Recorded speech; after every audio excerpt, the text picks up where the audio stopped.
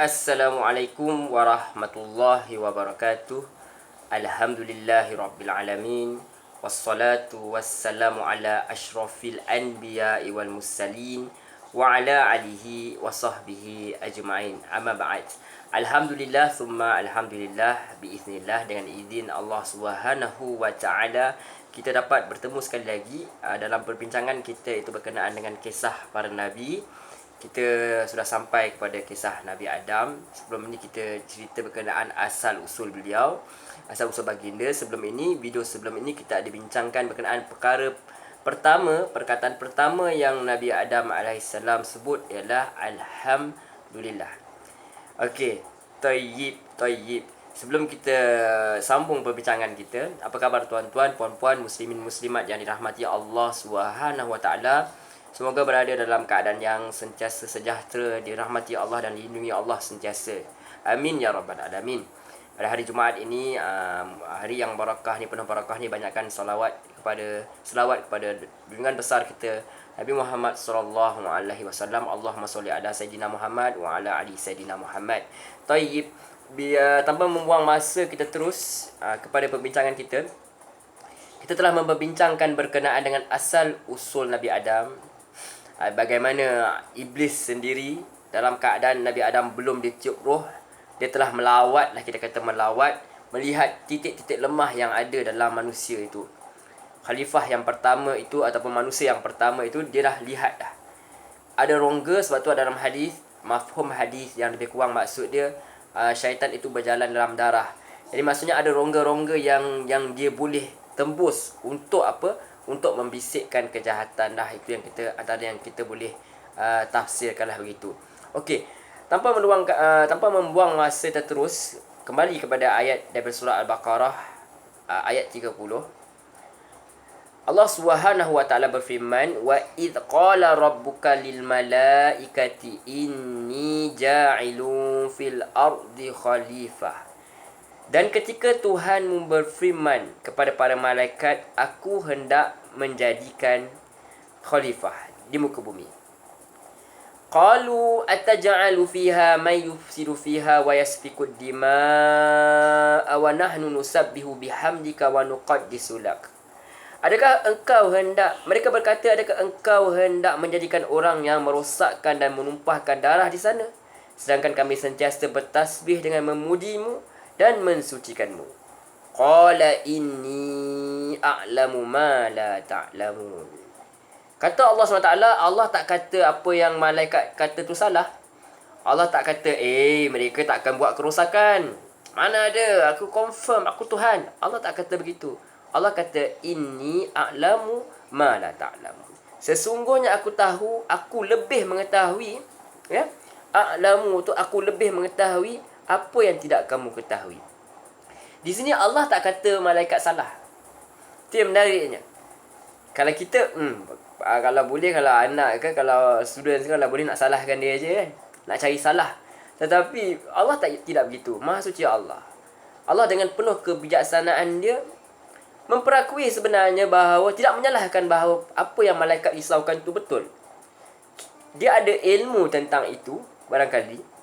Tetapi Allah kata, aku lebih berilmu daripada kalian. Aku tahu apa yang kalian tak tahu. Aku lebih tahu daripada kalian. Aku tahu apa yang kalian tidak tahu. Iaitu, yang menariknya, Allah telah programkan Adam AS, bapa moyang kita, apabila dia ditiup roh ke dalam tubuh dia, dan dalam keadaan tanah liat itu, perkara pertama yang berlaku kepada baginda ialah baginda bersin. Itu satu nikmat yang Allah beri kepada manusia, bersin. Imagine tak boleh bersin tu, tak boleh tahan kita kata nak bersin tu. Bila bersin tu lega betul. Alhamdulillah kita kata, segala puji bagi Allah. Tu antara nikmat yang sangat besar. Kalau tidak, semua benda lekat kat hidung kita kan, susah kita. Kemudian Adam kata apa? Adam AS kata Alhamdulillah. Kita lihat dalam ayat 30 ni, apa malaikat kata? Malaikat kata, kami ni tasbih dengan memujimu dan mensucikanmu. Dan rupa-rupanya, ada ciri yang ada pada khalifah ini, ciri yang ada pada malaikat ini ada juga pada khalifah. Ada dia punya ciri itu. dia punya ciri itu ada juga pada khalifah itu, itu apa? Dia juga memuji Allah Subhanahu wa taala. Yang itu. Sebenarnya manusia ini dia ada sifat fizikal dia, dia ada sifat roh dia. Dia ada sifat bumi dia, ada sifat cahaya dia lah, kalau kita boleh katakan begitu. Malaikat daripada cahaya. Jadi Allah kata, aku tahu apa yang kau tak tahu. Aku lebih mengetahui apa yang tidak kamu ketahui. Kemudian dipendekkan cerita. Okey, dipendekkan kisah ni terus dalam surah Al-Baqarah ini. Habis pada kita kata bab itu, kita kata apa? Scene itu. Terus pergi kepada Allah cut the scene. Allah tak cerita apa yang berlaku. Allah tak cerita berkenaan iblis. Tentu mungkin saja iblis ada dalam pertemuan itu. Tetapi Allah terus cerita mengenai Adam alaihissalam. Allah kata wa 'allama Adam al-asma'a kullaha thumma 'aradahum 'ala al-mala'ikah. فقال أنبئوني بأسماء هؤلاء إن كنتم صادقين. Allah Subhanahu wa taala berfirman, dan Allah mengajarkan Adam segala nama-nama benda. Yakni benda. Kemudian diperlihatkan kepada para malaikat, lalu dia berfirman, sebutlah kepadaku semua nama benda ini jika kamu golongan yang benar. Okey, ini yang menarik. Apa yang malaikat risaukan adalah perkara yang akan berlaku di masa hadapan. Ada kena mengena dengan ilmu lah, pengetahuan. Jadi Allah kata, aku tahu. Aku lebih mengetahui apa yang kalian tidak ketahui. Jadi di belakang pada malaikat ini, kalau boleh kita gunakan perkataan itu, tidak ada makhluk lain, hanya ada Allah SWT dengan Adam dengan cara yang layak baginya. Jadi Allah SWT ajar Adam ini segala nama. Wallahu alam nama apa. Ada yang kata sekadar indeks sahajalah yang boleh orang kata sekadar nama yang asas. Kemudian untuk kegunaan Adam kelak di akhirat. Ada dalam tafsir mengatakan lebih kurang nama-nama benda seperti nama-nama barang-barang. Kalau kita katakan barang-barang peralatan yang boleh digunakan untuk memasak ke, misalnya cerik ke, kuali ke, macam itulah. Tapi apakah sebenarnya benda itu? Tentu saja ilmu yang diajar itu adalah ilmu yang bermanfaat. Maka timbul persoalan, seorang pun selalu tanya, saya pun pernah ditanya, kenapa para malaikat ini, kenapa Allah bagi soalan bocor kat Nabi Adam ni? Mereka tanya begitu. Kenapa Allah bagi soalan bocor kat Nabi Adam ni? Kemudian tiba-tiba tanya malaikat, kenapa Allah mempermainkan malaikat sebegitu? Kita katakan maha suci Allah, Allah tidak akan mempermainkan sesiapa. Mempermainkan itu bukan kerja Allah Subhanahu wa taala. Cuma apa yang Allah nak tunjukkan sini, bahawa kalaulah berkenaan nama benda-benda ni yang simple ini, yang Allah tunjukkan, bagaimana Allah tunjukkan, wallahu alam, ada projektor kita tidak tahu. Allah tunjuk di hadapan malaikat, malaikat tidak tahu benda tersebut. Nanti kita akan lihat. Tetapi Adam tahu. Ini menunjukkan bahawa kalaulah perkara yang sekecil ini pun malaikat tak tahu, macam manalah malaikat nak agak hikmah di sebalik kejadian khalifah ini. Ini sebenarnya nak ajar kita juga. Kadang-kadang kita nampak benda tu A, itu A, B tu B. Kita nampak surface sahaja, permukaan sahaja. Tetapi apa di belakangnya sebenarnya penuh hikmah. Macam kita sekarang tengah berlaku dengan ujian macam-macam, dengan ujian COVID-19 ni. Kita ingat macam susah, tapi sebenarnya banyaklah hikmah-hikmah lain yang kita dapat kalau kita hendak merenungnya. Itu dia. Okey, kita tak nak bincangkan perkara tersebut. Kita balik berkenaan dengan Adam AS. Doakan saya boleh sampaikan dengan baik. Jadi, apabila Allah SWT ajar kepada Adam ini, kenapa Allah tak ajar kepada para malaikat juga? Pertama, ini adalah ujian kepada, training kepada Adam untuk diberi ilmu. Ilmu ini adalah ilmu bermanfaat yang akan digunakan, barangkali akan digunakan oleh beliau apabila beliau diturunkan ke bumi nanti. Para malaikat tidak memerlukannya. Ilmu yang ada pada malaikat mungkin kita tak perlukan. Ilmu pada kita mungkin malaikat tidak perlukan. Malaikat tidak perlu tahu tentang soal nikah kahwin. Malaikat tidak perlu tahu pasal soal nak membangunkan bumi, membiarkan tumbuh-tumbuhan ke, misal mengawinkan tumbuh-tumbuhan, membiarkan binatang ternak. Malaikat tak perlu tahu perkara tersebut. So ilmu yang Adam belajar adalah ilmu yang dia boleh gunakan kelak di di muka bumi nanti. Tentu saja ilmu yang paling penting ialah ilmu berkenaan dengan akhirat. Tetapi di sini Allah kata Allah ajar berkenaan dengan segala benda. Ada ulama menafsirkan sebagai benda lah yang penting untuk dia gunakan nanti kelak di dunia nanti. Tetapi malaikat tidak memerlukannya. So di sini kita dapat belajar bahawa bukan semua ilmu kita kena belajar. Kita belajar ilmu yang kita minta apa? Allahumma inni as'aluka ilman nafi'an. Kita minta ilmu yang bermanfaat. Ilmu sihir nak belajar buat apa? Jadi itu bukan ini ada sebagai pengajaran kepada kita. Bukan soalan bocor, tapi adalah soal ilmu itu perlu dipelajari sesuai dengan keadaan seseorang itu. Dia kena nak guna sebab ilmu untuk beramal. Jadi para malaikat dari situ sahaja, simple benda sahaja pun kita tak boleh nak jawab, macam mana kita nak fikir tentang hikmah khalifah dijadikan. Itulah yang Allah nak ajar kepada para malaikat. Wallahu a'lam. Lepas tu mereka pun terus jawab. Apa mereka jawab? Mereka kata, kau tak ajar aku benda ni. Tak, malaikat tak cakap macam tu. Malaikat sentiasa memuji Allah, sentiasa merendah diri. Apa yang mereka katakan? Apa yang mereka katakan? Summa aradahum 'alal malaika faqala anbi'uni bi asma'i ahula'i in kuntum shadiqin. Allah suruh mereka bagi tahu nama-nama benda ni kalau mereka ni orang yang benar. Qalu, mereka berkata, subhanaka la ilma lana illa ma 'allamtana innaka antal alimul hakim. Jadi Allah kata apa? Faqala anbi'uni bi asma'iha kullaha. Minta maaf. Allah faqala anbi'uni bi asma'iha ula in kuntum shadiqin.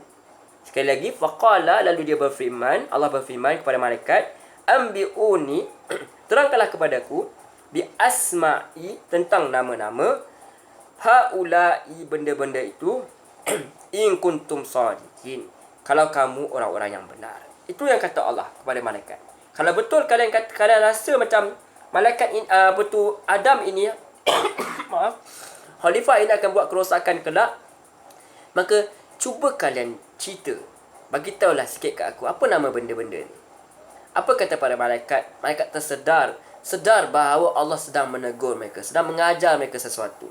Qalu, mereka kata, subhanaka la, maha suci engkau, la, tidak, ilma lana, pengetahuan bagi kami, tidak adalah pengetahuan bagi kami, illa, kecuali ma 'allamtana, apa yang kau ajarkan kepada kami. Jadi berkenaan hikmah itu sebenarnya kau tak ajar kepada kami tak tahu. Sebab tu malaikat tanya, sebenarnya malaikat bukan nak menentang Allah, malaikat sekadar bertanya apa hikmah, apa sebab. Tapi Allah nak bagi tahu cara lain. Allah tak nak bagi tahu teori sahaja. Allah nak tunjuk sendiri apakah sebenarnya kelebihan khalifah ini sehingga dia ini dipilih untuk menjadi tuan lah, kalau kita kata di muka bumi ni, kalau kita gunakan perkataan Buya Hamka. Okey? So, jadi apa yang mereka kata? Allah kata, in kuntum shadiqin, kalau kamu boleh cakap, kamu cerita. Kalau kamu benar, kamu cakap. Mereka kata kami tak tahu. Mereka kata, maha suci engkau, tak ada pengetahuan bagi kami kecuali apa yang engkau ajarkan. Minta maaf. Innaka, sesungguhnya engkau, anta alimul hakim. Engkaulah yang maha mengetahui secara mutlaknya, engkaulah maha bijaksana. Jadi itu yang Allah ajar. Allah nak bagi malaikat sedar bahawa Allah buat setiap sesuatu ini, termasuk menjadikan khalifah di muka bumi ini, adalah dengan kebijaksanaan, dengan hakim, dengan pengetahuan, bukan sekadar tahu, tetapi tahu dengan bijaksana. Teruskan, kita teruskan babak ini. Qala ya Adamu anbi'hum bi asma'ihim. Allah pun cakap dekat Adam, wahai Adam, teranglah kepada mereka nama-nama semua benda itu. Falamma anba'ahum bi asma'ihim. Kemudian setelah dia menerangkan pada mereka nama-nama benda tersebut, qala, dia berfirman, alam aqul lakum inni a'lamu ghaibas samawati wal ard. Bukankah aku telah mengatakan kepada kamu sesungguhnya aku lebih mengetahui perkara yang gaib di langit dan di bumi. Allah sebut langit sebab kejadian itu berada di langit, dan nanti Adam akan berada di bumi. Dan di bumi pun aku tahu. Wa a'lamu, dan aku mengetahui. Semua kedua-duanya Allah yang buat. ma apa yang tubduna kamu nyatakan, wa ma dan apa yang kuntum kamu telah taktumun kamu sembunyikan. Itu dia. Jadi Allah nak tunjuk apa sebenarnya? Allah nak tunjuk bahawa kelebihan manusia itu bukan dilihat pada rupa bentuknya, bukan dilihat pada kejadiannya. Ada yang dijadikan dari cahaya, kejadian yang hebat. Ada yang dijadikan daripada api atau iblis. Iblis merasakan diri dia hebat sebab dia api. Tetapi yang ini jadi tanah aja. Sifat dia tunduk ke bumi. Sujud pun sujud ke bumi. Rupanya nak bawa apa? Seorang nak jadikan makhluk yang sentiasa merendah diri, bertaubat, kembali kepada Allah Subhanahu Wa Taala. Itu makhluk yang Allah nak jadikan. Iaitu makhluk yang kalau betul caranya, dia akan tunduk kepada Allah Subhanahu Wa Taala. Jadi Allah bagi kelebihan kepada orang yang berilmu. Allah bagi kelebihan untuk Nabi Adam ini, khalifah ini, ada keupayaan. Kalau kita tengok dalam surah Ar-Rahman, Allah ajar al-bayan. Al-bayan ni lebih kurang maksudnya keupayaan untuk bercakap, untuk berkomunikasi dan menyampaikan. Dia bercakap dan menyampaikan. Ini menunjukkan bahawa risalah yang dibawa itu boleh dipahami oleh manusia ini dan boleh disampaikan oleh manusia ini juga. Okey, itu antaranya. Kalau banyak benda nak bincang sebenarnya, tapi kita nak ringkaskan sedikit insya-Allah. Jadi Syekh Salah Al-Fatah Al-Khalidi mengatakan bahawa yang menarik dalam surah Al-Baqarah ni berkenaan dengan Nabi Adam ini, Allah ulang perkataan ilmu banyak kali. Allah kata, ada perkataan wa'allama Adam, dan telah kami ajarkan Adam. La ilma lana, ada perkataan tidak ada ilmu bagi kami. Illa ma 'allamtana, kecuali apa yang kamu ajarkan kepada kami. Kemudian ada lagi innaka antal alimul hakim. Kemudian ada perkataan al-alim yang dinyatakan dalam surah ini. Kemudian ada perkataan inni a'lamu ghaibas samawati wal ard, sesungguhnya aku mengetahui apa yang gaib di langit dan di bumi. Ada lagi wa a'lamu ma tubdun, dan aku tahu apa yang kalian nyatakan. Jadi menunjukkan kata Syekh Salah hafizahullah, menunjukkan bahawa apa? Menunjukkan sangat pentinglah sekali memberi isyarat tentang kepentingan ilmu. Tuan-tuan, apa yang Allah nak ajar? Allah tak kata malaikat ini menyombongkan diri. Tidak. Malaikat tidak ada perasaan itu.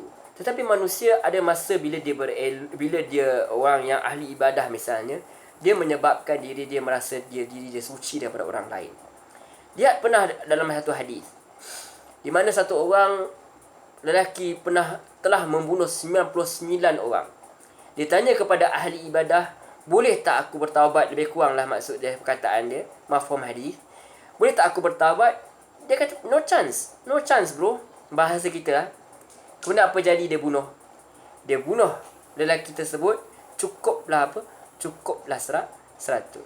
Kemudian dia jumpa dengan ahli ilmu. Ahli ilmu kata lebih kurang, apa yang menghalangmu dengan Allah SWT lah, lebih kurang maksud dia. Kemudian cuma dia bagi lagi idea, kena keluar daripada kampung halaman dia, sebab kampung halaman dia menyebabkan dia rosak, dia jahat. Jadi itu. Jadi dalam hadis lain Allah kata, Allah tak lihat kepada bentuk tubuhmu. Yang Allah lihat adalah perkara yang lain. Allah lihat kepada takwa. Jadi takwa itu datang dengan apa? Datang dengan ilmu. Itu antaranya. Wallahu a'lam. Jadi inilah hikmah dia, adalah Allah nak bagi tahu kat kita, dengan ilmu itu manusia akan mengenal Allah Subhanahu Wa Taala. Dengan ilmu juga manusia akan memakmurkan bumi, dan kedua-dua ciri itu ada pada Adam alaihissalam. Dan kemudian kita akan lihat seterusnya, kerana ilmu lah khalifah ini diangkat martabat dia.